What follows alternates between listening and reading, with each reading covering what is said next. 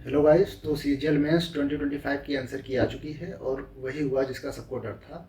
Computer बहुत लोगों का ख़राब गया है, बहुत लोग कंप्यूटर में फेल हो गए हैं और उसी वजह से बहुत अच्छे अच्छे मार्क्स पाने वाले लोग भी कंप्यूटर में बाहर हो गए हैं।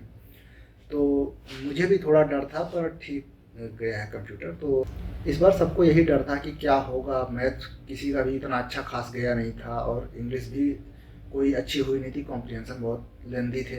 यहाँ पर मेरे जो मार्क्स हैं, यहाँ पर मैथ में मैंने 30 अटेम्प्ट किए थे, जिसमें से 28 सही हुए हैं, 2 गलत हुए हैं। 2 में एक जो है वो प्रोबेबिलिटी वाला क्वेश्चन था, जिसमें था कि 25/120 आंसर आ रहा था, जिसमें इसने शायद गलत माना है और मेरे ख्याल से इसमें सबको मार्क्स फिर से मिलेंगे, री इवेल्यूएट होगा, तो वो काफ़ी लोगों का सही हो जाएगा। एक मेरी सिली मिस्टेक हुई है, जो कि वो हाफ स्फीयर को भरना था और कुछ उसमें था टाइम, तो वो मैंने फुल स्फीयर मतलब पूरा टाइम ले लिया था, आधा नहीं किया था उसका, तो सिली मिस्टेक थी मेरी। दूसरा था कि रीजनिंग में, यहाँ रीजनिंग में मैंने 30 अटेम्प्ट किए थे टोटल, मैथ में भी मैंने 30 ही अटेम्प्ट किए थे वहाँ पर, बस अच्छे से हो गया किसी तरह। और रीजनिंग में भी मैंने 30 अटेम्प्ट किए थे, जिसमें से 29 मेरे सही हैं, एक गलत है। यहाँ पर भी एक जो गलत है वो भी बहुत ही सिली मिस्टेक हुई है। रीजनिंग में मेरा हमेशा होता है एक या दो क्वेश्चन सिली मिस्टेक, बहुत ही बेकार वाला चला जाता है। ये आदत मैं भी सुधारने की कोशिश कर रहा हूँ, काफ़ी लोगों का ये होता है। तो ठीक है, पर होना तो नहीं चाहिए था, पर हो गया तो क्या कर सकते हैं। इंग्लिश में मैंने 45 टोटल अटेम्प्ट किए थे, उसमें से 42 जो है वो सही हुआ है, 3 क्वेश्चन मेरे गलत हुए हैं। उसमें से भी एक जो रेडिएशन वाला था, वहाँ पर भी मैंने वही काम किया। लोग बोलते हैं ना कि दोबारा अटेम्प्ट नहीं करना चाहिए, मैंने भी वो रेडिएशन में गिव ऑफ करके फिर दोबारा अटेम्प्ट करके गिव अवे कर दिया, पता नहीं क्या उस टाइम दिमाग में आया। तो खैर वो गलत हो गया, एक कोई सिली मिस्टेक हुई थी और एक कॉम्प्रिहेंशन में गलत था। बाकी सब कॉम्प्रिहेंशन अच्छे से चला गया। वैसे उस टाइम मुझे डर लग रहा था कि कॉम्प्रिहेंशन में ज़्यादा गलत ना हो जाए, लेकिन ठीक गया है। तो 123 मार्क्स इसमें बने हैं। और जीएस में जो है, इसमें मुझे ज़्यादा डर था, क्योंकि जीएस मेरा पहले से भी कोई खास स्ट्रांग था नहीं। पर मैंने इसमें 21 अटेम्प्ट किए, 4 क्वेश्चन मैंने छोड़ दिए थे और इसमें से 15 सही हुए, 6 गलत हुए। जो कि मेरा जब भी मैं अटेम्प्ट करता था, टेस्ट मॉक टेस्ट देता था, उसमें भी ऐसे ही कुछ होता था। तो मुझे पता था कि ज़्यादा कुछ खास जीएस में जादूगरी होने वाली नहीं है। तो मैंने कहा कि ठीक है, जैसे अटेम्प्ट करते हैं मॉक में वैसे ही करेंगे, कोई खास तरीका अप्लाई नहीं करेंगे। तो यहाँ पर मेरे 39 मार्क्स बने हैं। तो यहाँ पर मैथ में 82, जनरल इंटेलिजेंस यानी कि रीजनिंग में 86, इंग्लिश में 123 और जीएस में 39 मार्क्स। टोटल मिलाकर मेरे मार्क्स आए हैं ओवरऑल 330, 330 मार्क्स। यहाँ पर मुझे सबसे ज़्यादा डर था, जो सबको डर था, कंप्यूटर का।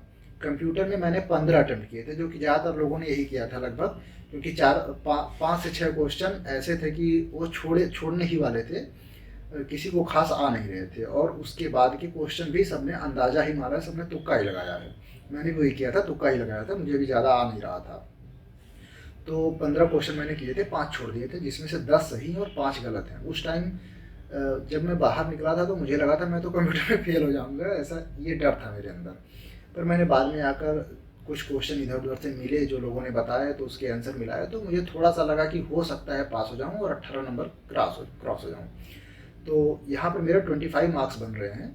और सिंस मैं ओबीसी कैटेगरी से हूँ, तो 24 चाहिए होता है सीपीटी पोस्ट के लिए, जो कि मैं एलिजिबल हूँ यहाँ पर उसके लिए।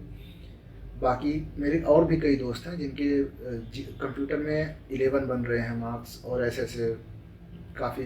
एक मेरा दोस्त है जिसका 311 नंबर था टोटल, बट उसका मार्क्स कंप्यूटर की वजह से वो निकल गया। ऐसे ही कई लोगों का हुआ है, बहुत लोगों को मैं जानता हूँ जिनका कंप्यूटर की वजह से ही गड़बड़ हुआ है। खैर अगली बार मेरे ख्याल से बाकी जो टीचर हैं यूट्यूब पर पढ़ाते हैं, वो सब कंप्यूटर को ठीक करा ही देंगे। फिर से कोई रिवॉल्यूशन लॉन्च होगा, अपना परमार सर हैं बाकी, वो तो कुछ तो करेंगे। तो टोटल मेरे 330 मार्क्स बन रहे हैं, कंप्यूटर में मेरे 25 हैं। यहाँ पर मैं रैंक मित्रा पर देख रहा था, तो यहाँ पर ओवरऑल जो रैंक दिखा रही है, यहाँ 81,000 लोगों का इनके पास डाटा है, जिसमें से 3,285 ओवरऑल रैंक दिखा रही है, और कैटेगरी रैंक देख सकते हैं यहाँ पर। तो यहाँ पर अब अगर देखें हम लोग, तो मेन बन रहा है कि अगर मैं सिंस यूपी का हूँ और मैं चाहता हूँ कि मुझे यूपी में कोई भी पोस्ट मिले, तो उसके लिए मुझे ट्राई करना पड़ेगा कि इस बार ऑफिस सुपरिटेंडेंट की जितनी पोस्ट आई हैं, इनमें मैं ट्राई करूँगा कि मुझे यूपी में ही मिल जाए। और बाकी यहाँ पर आप देख सकते हैं कंप्यूटर में। और हाँ, एक चीज़ और देखने वाली यहाँ पर है कि ओवरऑल रैंक में जिसने जितना भी इसने कैलकुलेट किया है, 81,000 लोगों का डाटा है, और कंप्यूटर में देखिए यहाँ पर कह रहा है कि 40,000 है, मतलब लगभग आधे लोगों का कंप्यूटर क्वालिफाई नहीं हुआ है।